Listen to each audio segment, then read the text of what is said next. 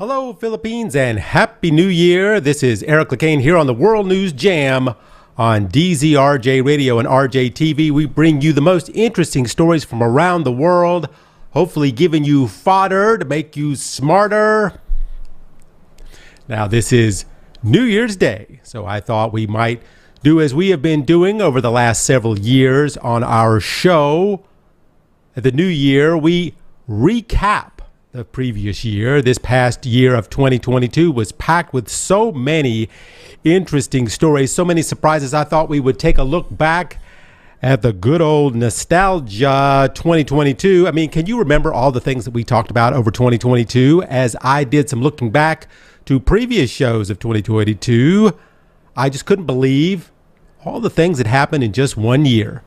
Now, if you remember last week, we were talking about a storm going on in the U.S., the high winds and freezing cold temperatures. Well, ironically, 1 year ago, we were also talking about a storm. However, it happened here in the Philippines, and her name was Odette. Odette, or Typhoon Ra, was the second largest typhoon ever to hit the Philippines. It was the equivalent of what the U.S. referred to as a Category 5 hurricane. A Cat 5 must hit wind speeds of 252 kilometers per hour to get awarded a Cat 5. It's one of the single most destructive forces known to man, and it slammed right into Cebu, even though it was not as powerful as Yolanda, which was the most powerful. Where Odette hit was the problem. It directly struck the second largest city in the Philippines, Cebu. Now, immediately after the storm, I went to Cebu, which at the time, getting to Cebu was a problem in itself. Cebu domestic airport was basically destroyed, so everything was rerouted into the international side. I arrived at night, and the entire city was black. No lights anywhere. All the street lights were down. I'm driving from the airport. It seemed like every single sign from every business was blown down. Occasionally you would see the flicker of a flashlight and the burning of a small fire, but that was really it. The power was out, zero lights everywhere. Then as I awoke the next morning at the house, there I walked down the local street. It looked as if Godzilla was just there. Trees, electric poles, everything was down everywhere. Pieces of debris just littered up the highway. The lines to get water were all the way down the street, but the lines at the gas station were as far as I could see. Gas was being rationed because, of course, everyone with a generator needed gas. People were selling gas at triple the price, and there were people selling it behind their house. It was like a real war scene. But, of course, the worst problem was cell service. Smart had not put in backup, so they had zero service. Globe was working. However, you had to walk out to the street, maybe get 1 or 2 bars, maybe. Hand water pumps were now the most modern convenience. I mean, standard water and well pumps need electricity to work. So most houses did not have running water of any kind. And then there was the other issue. Cash. ATMs, Gcash, credit card machines. Nothing worked. You couldn't go to the bank, get cash because, well, the banks were all closed. Like I said, it was a real scene. Down from my place, there was this guy who would charge your phone and his car for 50 pesos. Another one would bring you water for 100. Someone's roof was in my backyard. This went on for a month. But the Philippines made it through, as they always do in these big disasters. Speaking of disasters, I guess probably the most talked about story last year has got to be the Ukrainian war. I would say close to 70% of the World News Jam shows talked about the Russian invasion to some form or another. I remember when everyone was just speculating on why Putin amassed 200,000 troops on the border of the Ukraine, because Putin kept saying, oh, we're not invading, we're just simply doing military exercises. To which we were saying on the show that if you believe that, I got a bridge from the Philippines to the Singapore. I can sell you. Of course, eventually Putin did invade the Ukraine. And most people, just like me, said this should be over fairly soon. Russia had a massive army, incredible technology, lots of missiles, and of course, lots of nuclear bombs. The plan was to march into the capital of the Ukraine, capture or kill the president, and easy peasy Russian squeezy, Russian would have reached even closer to Europe things never really did go as planned. The Ukrainians didn't just lay down their weapons and give up like Putin predicted. In fact, there was an exchange with a Russian warship and some men in the Ukrainian military at the beginning of the war on Snake Island. The Russian warship announced that the Ukrainians need to surrender or they will be fired upon. And you could hear the Ukrainian soldier over the loudspeaker asking the commander if he should tell the Russians to go F themselves. And then he says on the loudspeaker, "Russians, go F yourself." This seems to be the battle cry all around the country. Ukrainians turned out to be very resourceful fighters, building traps for the Russians and creating all kinds of problems for them. And then they would take them down, a group of Russians, they would steal all their weapons. Meanwhile, back in Russia, people started asking, why are we doing this in the first place? And the propaganda machine went into overdrive, telling people that Russia was actually fighting Nazism in the Ukraine. Several Russian reporters risked their own lives to get the truth out about the war. But Putin has gone down the path of trying to get people to believe that this war is really against the U.S. and Europe, that NATO would attack the Russian border at any time, and he is protecting the motherland and its people. But 2022 marked a time in which something happened in Russia you almost never see: protests. People were protesting the war, which led to thousands of arrests around the country. As the war has droned on, many countries have found themselves having to pick between the Ukraine, Europe, and the United States, or Russia. So many countries, including the Philippines, found themselves saying that they didn't even want to have to answer that question. At the time, Putin was hinting that he may be forced to use nuclear weapons. And if this turned into a nuclear conflict, whose side would you want to be on? Eventually, most countries turned on Russia. 87 countries signed a letter at the UN condemning the Russian war. Only a handful, the usual suspects, refused to sign it. It was North Korea, Belarus, Syria. Even Iran refused to even vote at all. Of course, Iran later became an accomplice in the war after sending Russia those deadly drones that can shoot missiles with incredible accuracy. But with all this back and forth and the world taking sides and the sanctions and the many, many killed civilians, we all learned one thing. No one is going to win this war. Right? For Putin, it's all about saving face. Even if he takes the Ukraine, are the Russian people really going to celebrate that? Probably not. Even if the Ukrainians drive the Russians out, it will take decades to rebuild that country. In any case, we hope 2023 will bring an end to the war, and we will all have learned something. And this is Lecain on the World News Jam. Speaking of protests, you don't see very often. There was a massive countrywide protest in Iran in 2022, not over the sanctions crippling the country because of the nuclear weapons program, but rather over a young girl who accidentally let her hair be shown. Her name was Mahsa Amini. She was driving to her family's house for a meal with her brothers when all of a sudden she was stopped by the morality police. The morality police are the branch of the police that makes sure that you are adhering to the Iranian dress code and that the words coming out of your mouth are in parallel to those of what the government says that you can say. Anyway, this poor young girl in her own car let a piece of her hair fall out. That's from under her hijab. And the morality police saw it.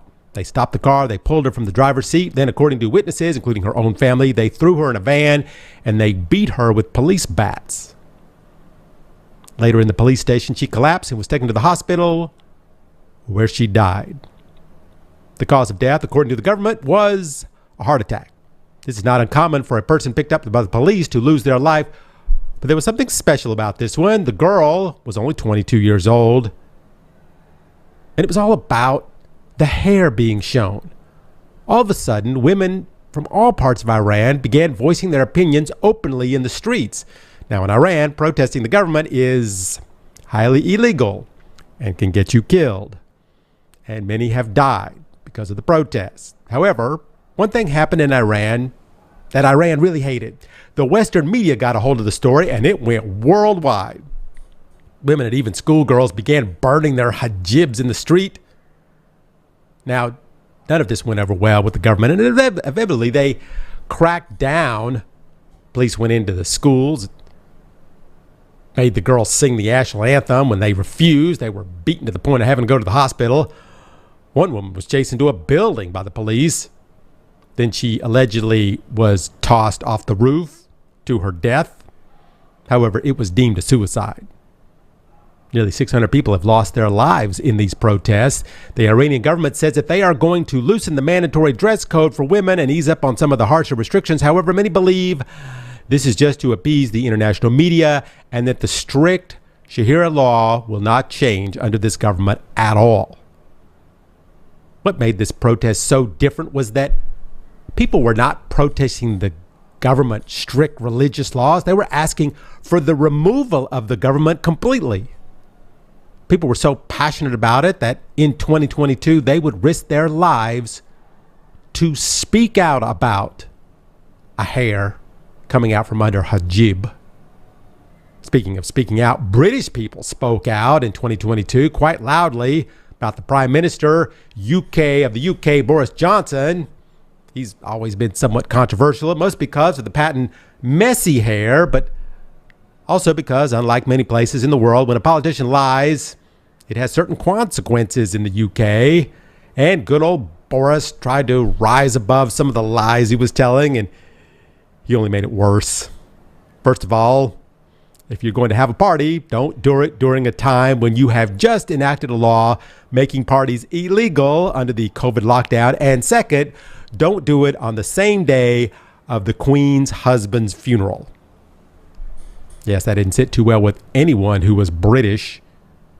And then came his appointment of a minister who had some nasty skeletons in his closet, such as sexual misconduct with other men. Now, there were some other reasons, such as inflation rising 9.1% in the UK, and the fact that he raised taxes on the working class. Now, Boris said he was never going to resign. However, his own people started to resign, and soon it looked as if if he didn't resign, he would be left probably absolutely with no power. So he finally made a speech with the forever memorable quote, "Them's the breaks," and then he resigned. But to make matters more intriguing, the person that replaced Boris, Liz Truss, had an even more hard time of it. She did, however, break a record as the shortest prime minister ever chosen to be prime minister. In the storybook of history, she will be just a blip, as she only lasted 44 days. She came in as a solid candidate. However, her choices and words set her into a free fall in the bucket of the most unpopular politicians ever in the UK, mostly because of her unbrilliant idea of tax cuts that sent the pound plunging. This brought in Rishi Sunak, the prime minister currently. Now, this guy of Indian descent,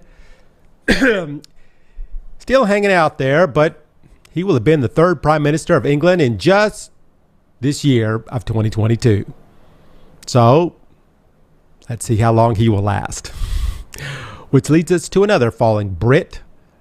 And that, of course, would be the Queen of England. September 8th, 2022, the news rang out that the Queen is dead. She was not poisoned or beheaded as some of the past queens. She, Elizabeth, simply died because she was 96 years old. She was the first child of King George VI and ascended to the throne at age 25.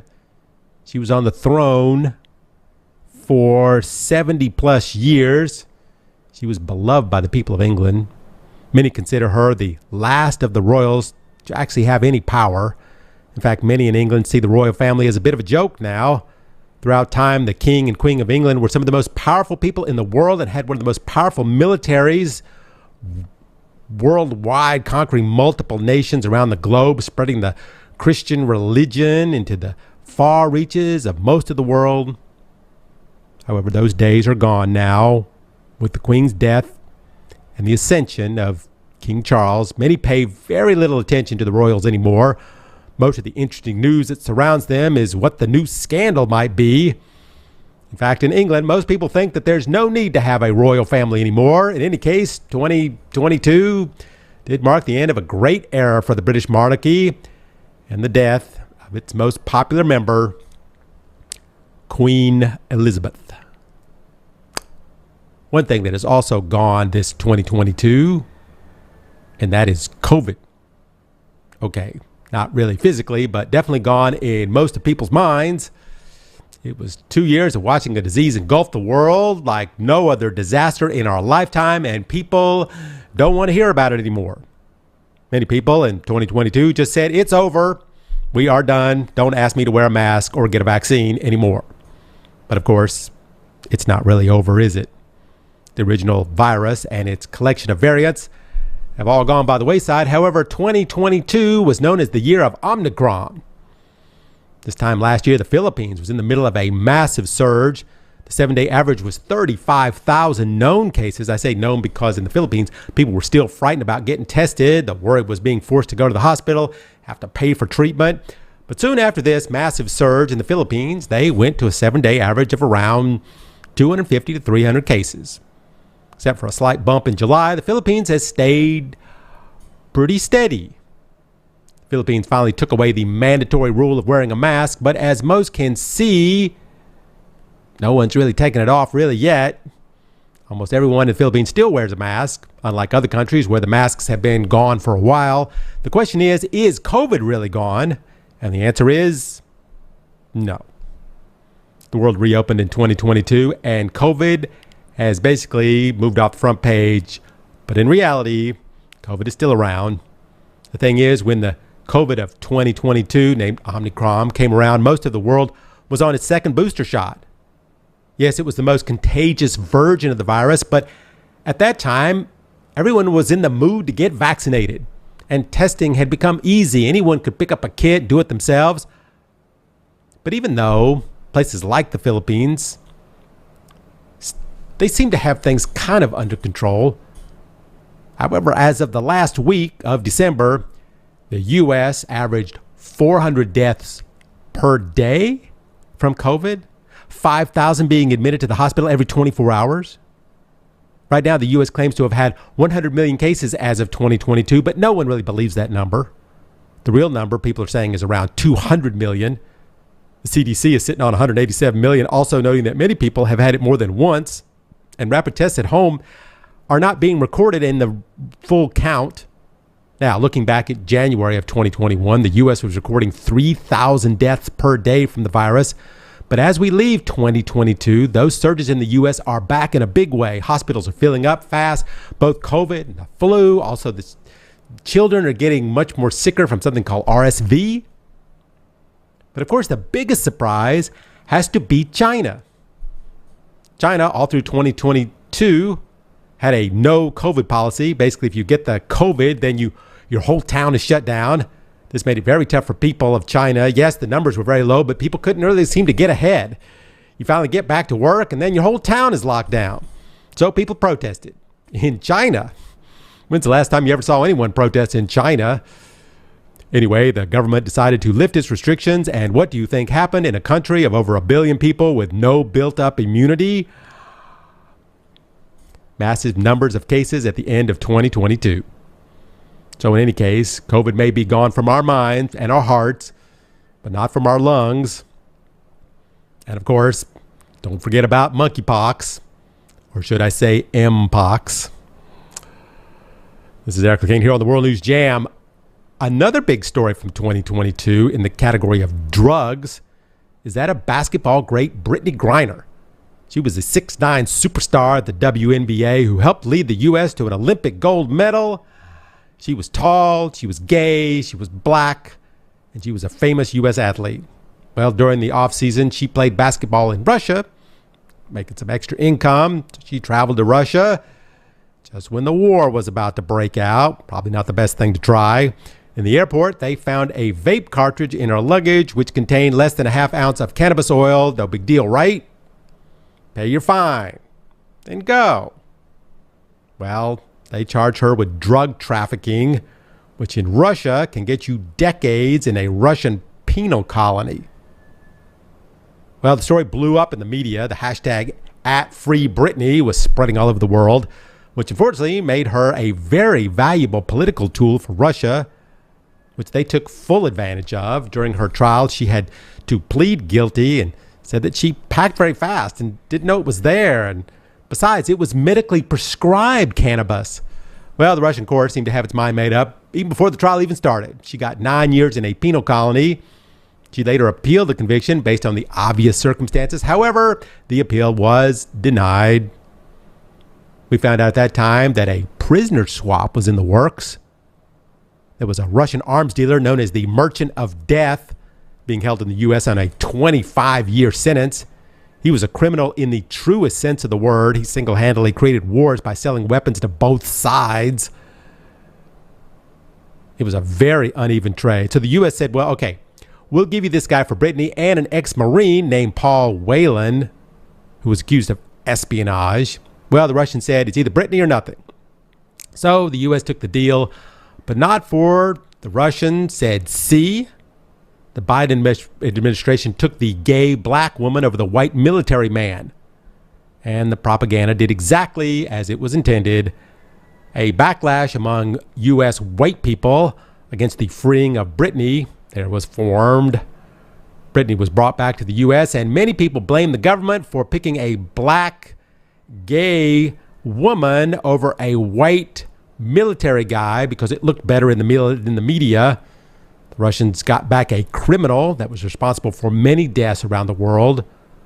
But what we now know is that athletes around the world now have to look over their shoulder, or at least think twice about what might happen in some countries.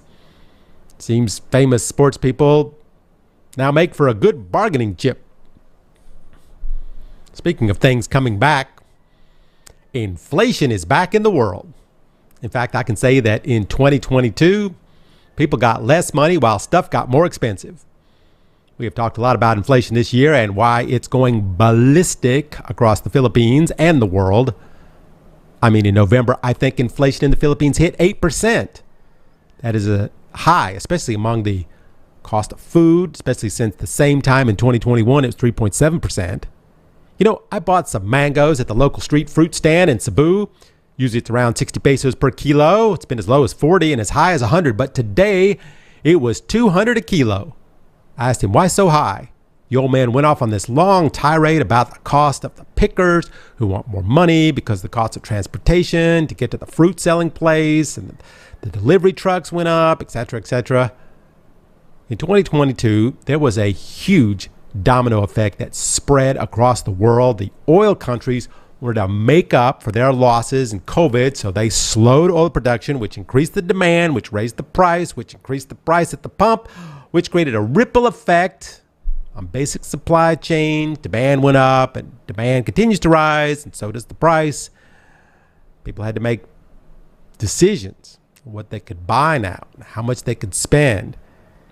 And as retailers continue to raise prices to deal with the demand, slower supplies, rising transportation costs, 2022 became one of the highest years on record for inflation.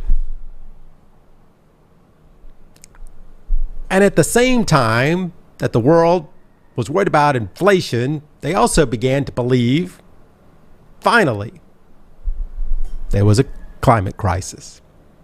One thing that 2022 taught us all was that man has changed the climate of the earth. I was taking a look back over the stories we did in 2022, and there are more top news stories on climate than any other in the entire year I have done on this show. Trillions of dollars in damage, too many deaths to count. As I look back here, some of the biggest crises, Pakistan, some of the worst floods in history. They had 3 times the amount of normal rainfall in June. Rainfall wiped out nearly half of the country's cotton crop.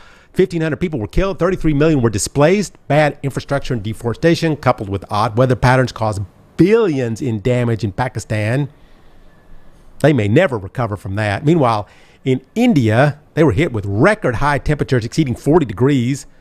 Due to the lack of air conditioning, factories were forced to close as forest fires raged across the country.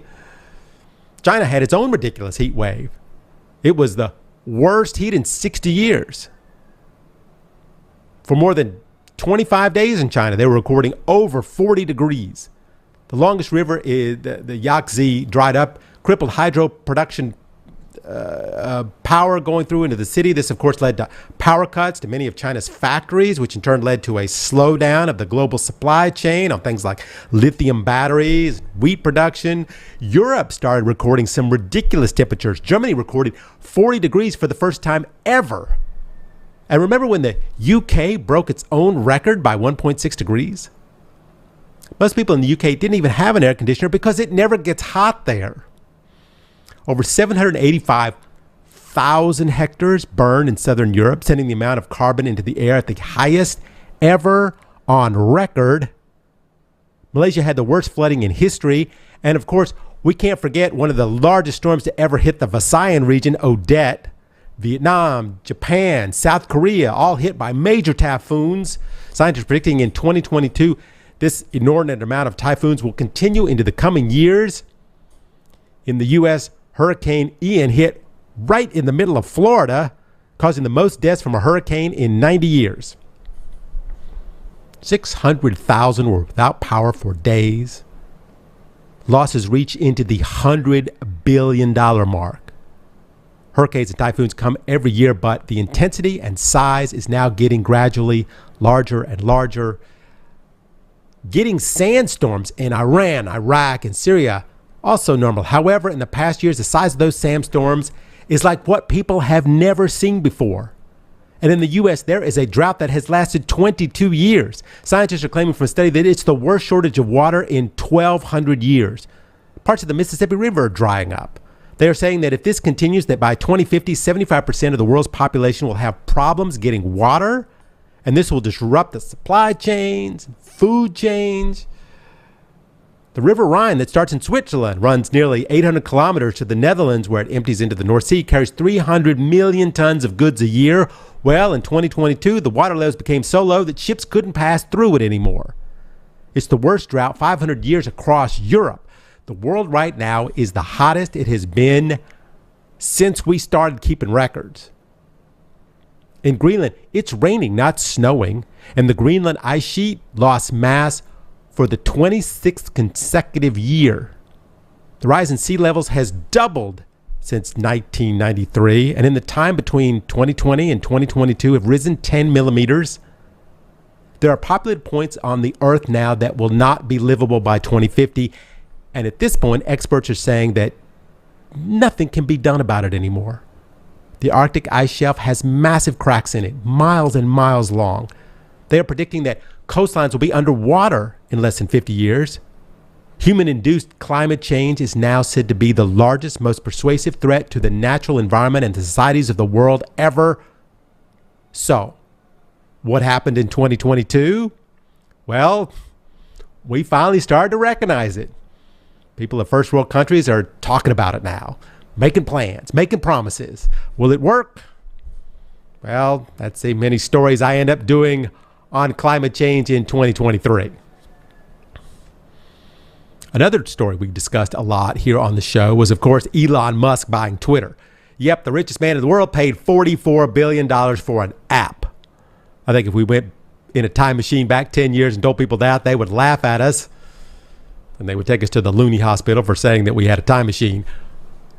First of all, the company was really only valued at half that, but Elon was out to save the world and planned to give back mankind their freedom of speech. But things at Twitter did not really go as smoothly as Elon had hoped. Elon decided to allow all the hate groups and misinformation trolls back on board. All they had to do was pay $8. All the people at Twitter that checked to make sure that you didn't say that COVID was not real and you should take horse pace were all fired. And advertisers were like, do I want my ad showing up on a tweet that claims that the Holocaust never took place? In any case, Twitter is hemorrhaging money, and the man that put a car into space is talking about bankrupting the company. Go figure. Bankruptcy. Reminds me of a story we did, naming 2022 as the year of the scam. Here in the Philippines, scams have flourished. I hardly know anyone who has not been the victim of some sort of scam, from small ones like the the GCash for a couple thousand, or the Shopee where you pay upon delivery and then the box doesn't have an electric drill in it but a brick. Or some of the big ones, having Philippines investing in cryptocurrencies that make 40, 50, 100%. And then it looks like it's working. Your money is growing and growing until, of course, you try and get it out. Then for some reason, you have to pay to get it out. And you end up finding out that you've lost it all. The Philippines PNP made many arrests in 2022. Nigerians, Israelis, Chinese. And it's actually grown much worse in the Philippines. Yes, the Philippines made the top 10 list for the worst countries to get scammed in. Philippines is very well known for its romantic scams, but in 2022, things got much more sophisticated, most notably the ones involving cryptocurrencies. Usually foreign entities rent a huge call center and employ hundreds of Filipinos to run scams, getting people to invest in the too good to be true money-making schemes, which leads us to one of the single biggest scams of all time, the company known as FTX. This turned out to be one of the single biggest financial stories of 2022. All centered around one guy, one of the most ironic names, I guess you could say, Sam Bankman-Fried. Actually looks like Bankman-Fried. Get it? Bankman-Fried. In any case, he was a very clever young man. He's one of the best money hype men of 2022. He owned a cryptocurrency exchange company. You could create an account, exchange money for crypto. He was great at hyping that company. He even had big superstars get on board. And the stock in that company went through the roof. They had a valuation at $33 billion. It was almost like a bank. A lot of people stored their crypto from all over the world there. But there's very little, if any, regulation on these online banks. So it's kind of like the Wild West of banking. But here's the thing. He also owned, or supposedly owned, an investment firm called Alameda. Now, FTX was just a place to exchange currency, but Alameda was an investment company. Well, the Alameda made some very big bets on multi-stocks and currencies. And just in case you haven't noticed, but 2022 has been horrible for investing. So they lost a lot of people's money. Hey, it happens. I lost a lot of money in the market this year, but to keep everyone happy, Alameda borrowed money from FTX to make it seem like everything was okay. The problem was FTX didn't have the money to borrow, so they just used the money from people's accounts. That was working out okay until the market just crashed out and people found that their money could be in jeopardy. Everyone made a rush to FTX to remove their money, but it was already gone. FTX was forced to file bankruptcy. When all the dust cleared, it seems the record keeping was an absolute mess. They weren't even sure who owned the accounts or who even really worked there. FTX had created its own currency, crypto tokens called FTT. They used to prop up the company Alameda. It was at one time worth $80 for a token. Now I think it's close to $1. The classic Ponzi scheme. Take one investor's money to pay another and just keep it going. But all those schemes only work if it keeps going. If everyone wants their money back at once, someone's going to lose out. Well, Sam was arrested the week before last on multiple counts of fraud. His bank accounts have been frozen. His parents got him out of jail on $250 million bond, and he's not allowed to leave the United States. Yes, it's the year of the scam. And speaking of cases in fraud, in 2022, the Trump company was taken to court for, what else? Fraud. And it was indicted on every single count. Now, just to tell you, all the things that happened to Trump in 2022 would take probably the whole hour or more. So let's just focus on the big ones. So yeah, Trump's company went to court for running a tax fraud scheme. His employees' salaries would be reduced and they would be paid off in stuff like cars, rent, educational costs. So they would not have to pay taxes and insurance. I mean, there's no real defense. So the Trump company lost. Their chief financial officer went to jail. Done. But now, this is not the civil case brought against Trump in New York. That was announced in 2022 as the New York State Attorney General's office is suing Trump for $250 million. As you can guess what for? Fraud. Of course, as this is going on, Trump invited Kanye West to lunch, who at the time was trashing Jewish people left and right. And one of the biggest anti-Jew Holocaust deniers white nationalist there, Nick Fuentes. Okay, fine. But really, what Trump was in the news for was the fact that the January 6th committee proved all through 2022 that Trump was the cause of the January 6th insurrection. Now, of course, that's not a big surprise. However, they did refer Trump to the DOJ on criminal charges. Okay, that's good. But the real news that caught everyone's attention was the announcement of the new Donald Trump digital collector cards, in which Trump is depicted as a superhero or an astronaut or a cowboy or a sheriff. For $99, you could own one of these Trump cards. Obviously, many in the U.S. especially were very surprised that even Trump would stoop to that level. But in the middle of all the cases and the new business ventures, Trump did something I guess didn't surprise many people at all. He announced his run for the upcoming U.S. presidential race, which is coming up in 2024. Yes, it's probably the soonest a presidential candidate has ever announced a run for the presidency. And it came just after the midterm elections of 2022, in which most of the Trump-endorsed candidates lost. Bit of a slap in the face to Trump as Republicans, for the first time, blamed Trump for their immense losses in the election. Although this slap was still not as big as the slap heard round the world when Will Smith marched up on stage at the Oscars and slapped Chris Rock across the face. This is one of those moments in television in which everyone watching thought it was some kind of act. I mean, did Will Smith just slap Chris Rock? Well, we're all waiting for the punchline, which did not happen. Chris Rock had made a quasi-lame joke about Smith's wife because, she shaved her head. Wasn't even that bad, really, but in turn, Will decided the best thing to do was to walk up on stage and smack Chris Rock across the face. Now, ironically, Will won the Academy Award for Best Actor. So then there was this awkward moment where he spoke for way too long while everyone had this uncomfortable look on their face. Now, unfortunately, this did not go away like Will had hoped that it would. He lost numerous deals and movie projects in the months after the Academy Award. However, he's still worth about $350 million, so I think he'll be all right. Meanwhile, Johnny Depp is also worth a ridiculous amount of money. A little richer after suing his ex-wife Amber Heard in 2022. It was without a doubt the most watched trial of the year. You see, after the breakup of the couple, Amber decided to write an article in the Washington Post claiming to be the survivor of domestic violence. Once this piece got out, Johnny was now thought of as a wife beater. Many of his projects were canceled, including the Pirates of the Caribbean movies he was doing with Disney. So Depp continued to say that he was innocent, sued his wife Amber for $50 million. Now Amber, not to be outdone, sued Johnny Depp for $100 million. In the end, she won $2 million while Depp won $15 million, but the public won the chance to see the lives of the rich and famous up close. Now, what we got was a front row seat to one of the worst, most toxic marriages I have ever seen. It was true.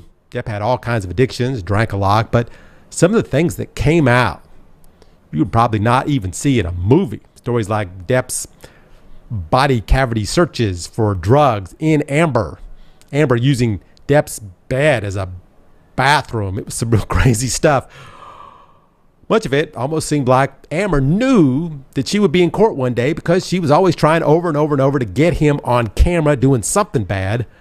But in the end, she came out looking like the villain and has probably ruined her own career as the public fell behind Johnny in the end because we love that guy.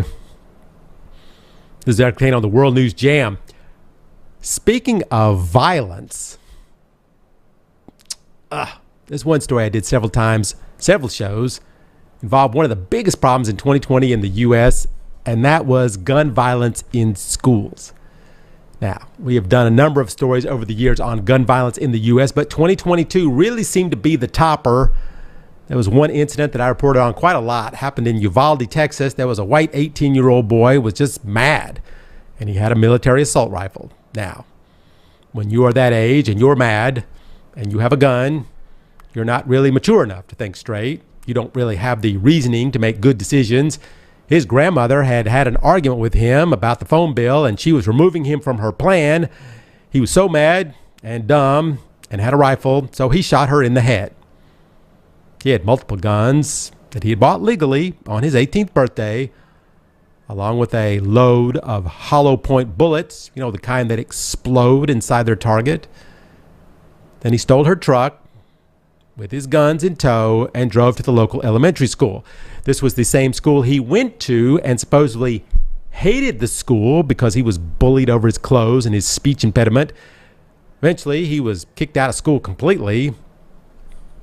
He went into the school and for several minutes unloaded more than 100 rounds of ammunition. 22 people lost their lives that day.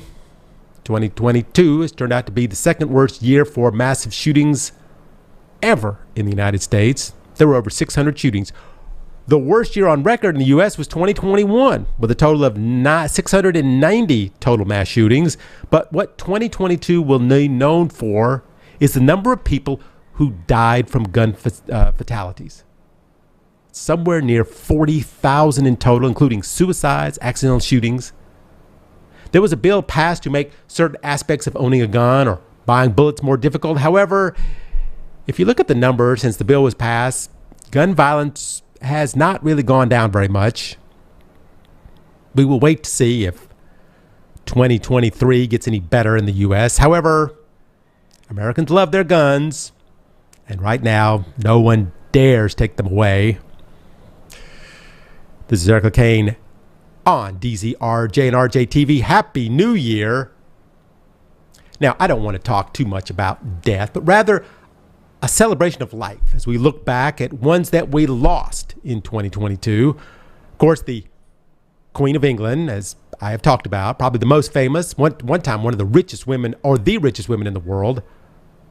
But what about other great world leaders we have talked about on the show that we have talked since they passed away? Shinzo Abe, the ex-prime minister of Japan, he was giving a campaign speech outside a train station when a man snuck up behind him and shot him with a homemade firearm.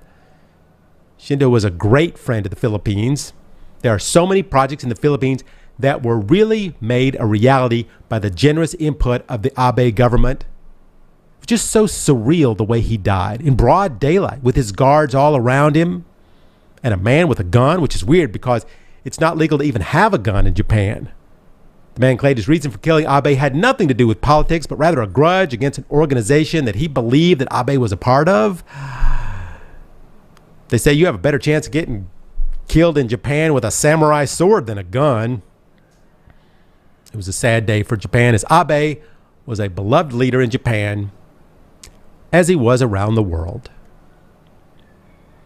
Mikhail Gorbachev, one of the most influential people that ever lived. He was the leader of Russia who helped end the Cold War. As after dropping the nuclear bomb in World War II, the race for building the most powerful nuclear weapons was on, and the U.S. and Russia raced to be first. But in doing so, actually became the owners of the end of the world, of which each other just constantly threatened the other with. Gorbachev decided it was time to stop planning on how to annihilate the other side and made the argument that nuclear weapons were not the way of the future. He pointed out that the USSR was not the enemy of the US, and the two should work together for a better future instead of apart.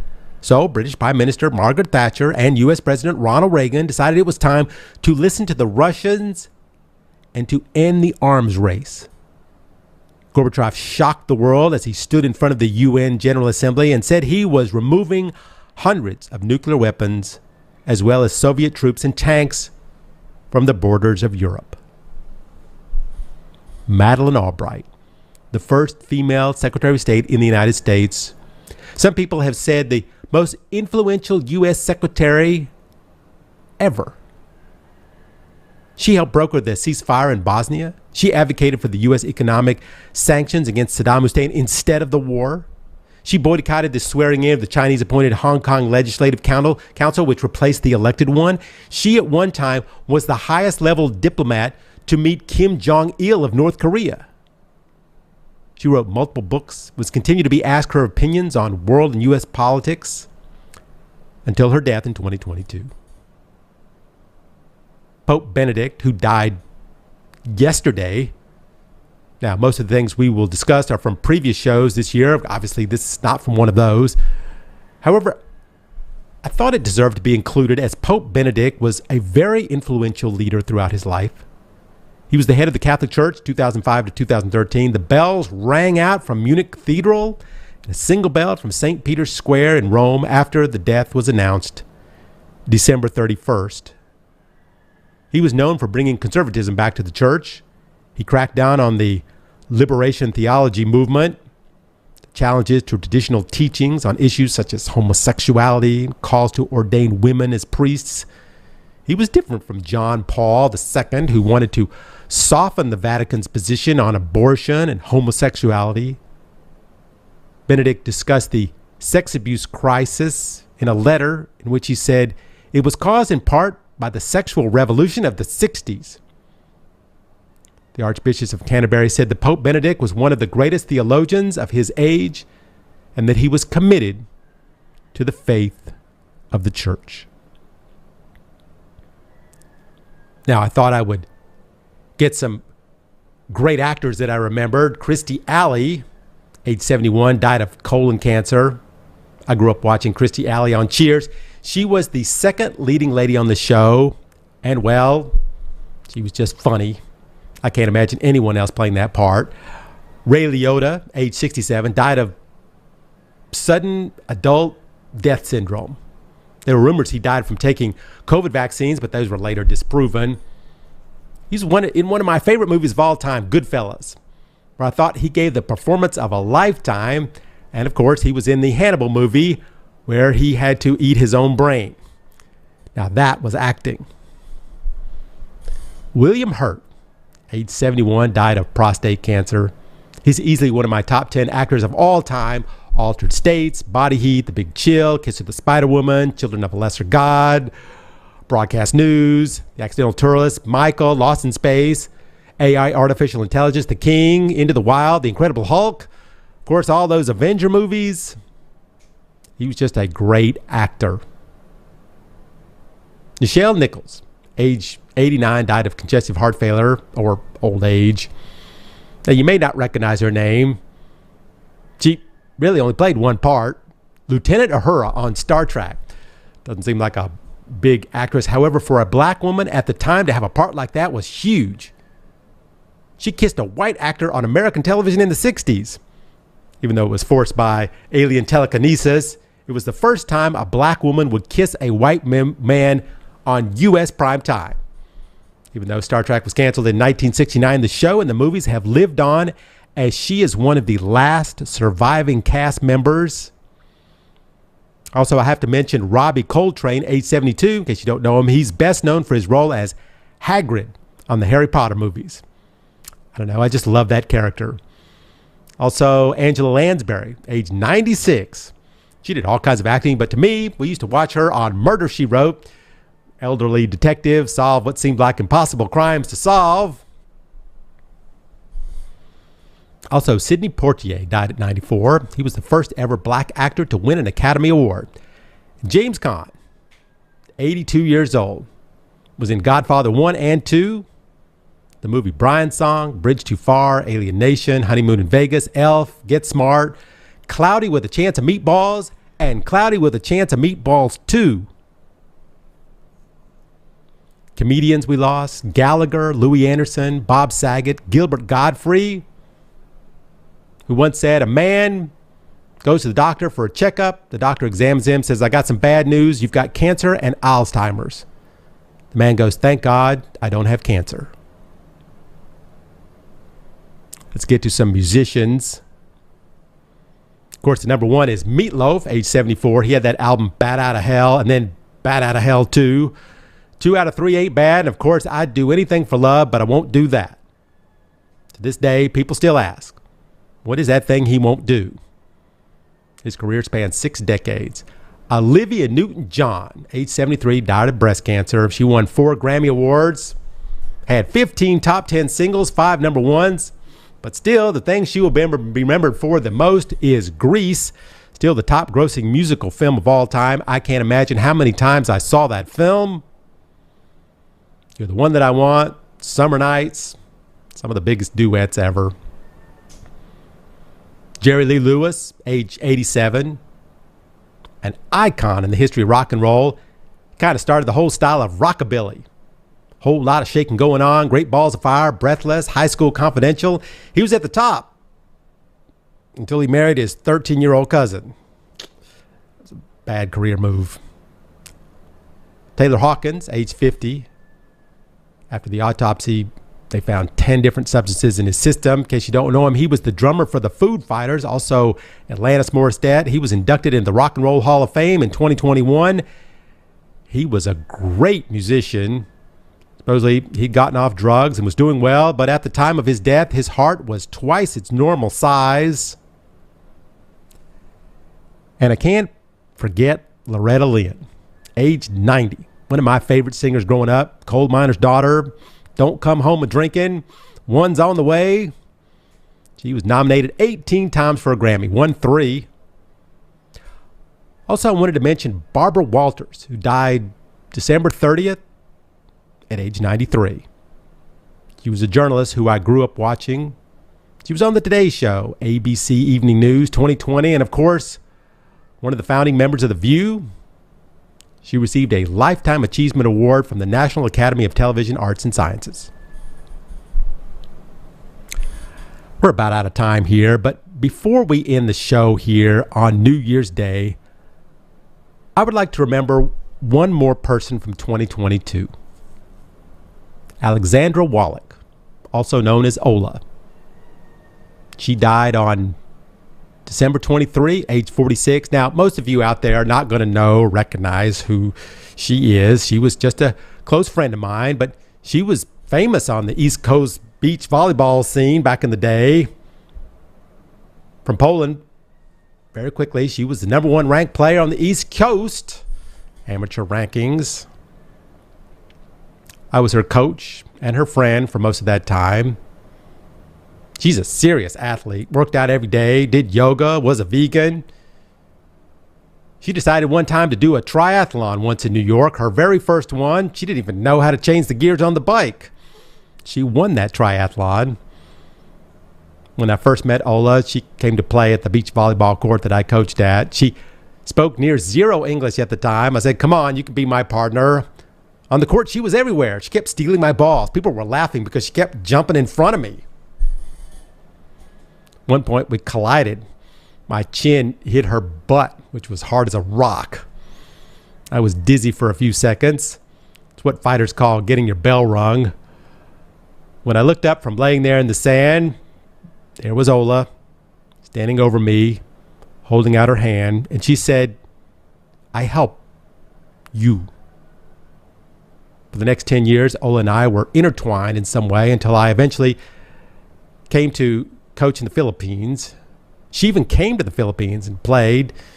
She did some clinics. The Filipinos loved her. She was over 6 feet tall, and most women in the Philippines are under 5 feet tall. She always took the time with each person, even though most could not understand what she was saying. They would laugh with her and joke, and she would put her hand on top of their head. She was just one of those people that everyone liked, that people were drawn to. But she got some weird form of cancer, something called adenode cystic sarcoma. Doesn't seem possible that someone that kind of athletic shape would get such a disease, but she did. She fought it for years, but eventually it spread through her body and she passed away. One of her goals in life was to be a mother and to be the best she could be at everything she did. Her daughter, Vala, just 2 years old now, was the most beautiful thing you ever see. Sometimes the best of us are the first to go. Doesn't make sense to sometimes, but that's our fate. All we can do is remember them and try and be as good as how we remember that they were. This is Eric Lecain on the World News Jam on RJTV, wishing everyone out there a happy new year. We'll be back again next week in 2023 with more interesting news from around the world. Be safe out there. We'll see you then.